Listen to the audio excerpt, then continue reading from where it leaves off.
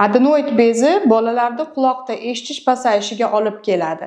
Navbatdagi bemorimizni kecha operatsiya o'tkazdik. Bemorimizda burun halqumida adenoid bezi kattalashib ketib, burun halqumida joylashgan eshituv nayi teshiklarini bekitib qo'ygandi. Natijada nog'ora bo'shlig'ida suyuqlik to'planib, bemorda tovush o'tkazuvchi yo'llarda zararlanish kuzatilgan. Shuning natijasida eksudativ otit hosil bo'lgani uchun bemorimizda eshitish pasaygan edi. Bemorimizda dimog'idagi adenoidini oldik va quloqlaridagi suyuqliklarini tortib, qulog'iga shunt o'rnatib qo'ydik.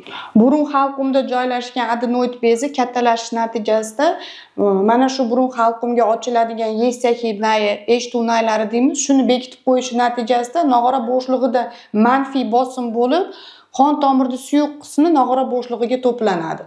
Shuning natijasida eksudativ o'rta otit rivojlanadi va bolada eshitish pasayib ketadi. Hurmatli ota-onalar, agarda farzandlaringizda shunday muammolar bo'lsa, Mkamed klinikasiga murojaat etishingiz mumkin.